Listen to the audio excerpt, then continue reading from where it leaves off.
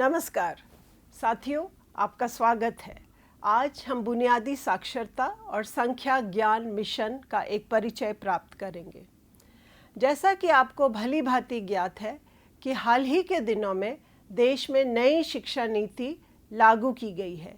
इस नीति को उसकी व्यापकता और समावेशिता के कारण हर दिशा में प्रोत्साहन मिला है।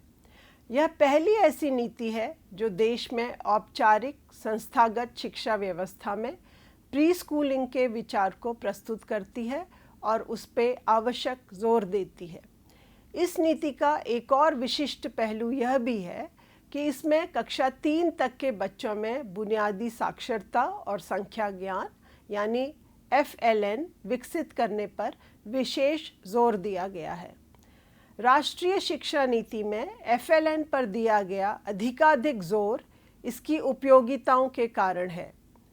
राष्ट्रीय शिक्षा नीति 2020 में कहा गया है कि यह नीति विद्यार्थियों से प्रत्यक्ष रूप से तभी जुड़ सकेगी जब आधारभूत शिक्षा, जो कि लेखन, पठन, आधारभूत अंकगणित इत्यादि है, उन्हें प्राप्त हो। नीति में प्रत्येक छात्र को FLN से जोड़ने को एक चुनौती के तौर पर लिया गया है। इसके लिए केंद्र सरकार ने राष्ट्रीय मिशन लॉन्च किया है, जिसे national initiative for proficiency in reading with understanding and numeracy यानी निपुण भारत का नाम दिया गया है। इस मिशन का मुख्य उद्देश्य बच्चों में बुनियादी साक्षरता और संख्या ज्ञान विकसित करना है। मिशन का दृष्टिकोण देश में एक व्यापक विश्व स्तरीय वातावरण तैयार करना है, जिससे ग्रेड 3 के अंत तक बच्चे लिखने, पढ़ने और गणितीय समझ की क्षमता प्राप्त कर सकें।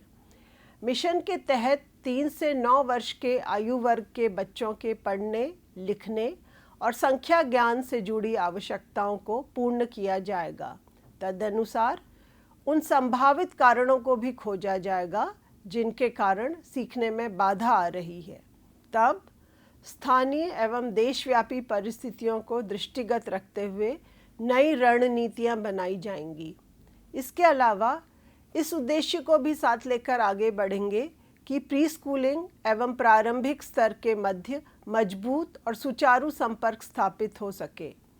मिशन की गाइडलाइन के अनुसार मिशन के लक्ष्यों और उद्देश्यों की प्राप्ति के लिए विविध शैक्षिक संस्थाओं एवं हितग्राहियों की भूमिकाओं को परिभाषित किया जाएगा, ताकि मिशन के लक्ष्यों को सुगमता से प्राप्त किया जा सके।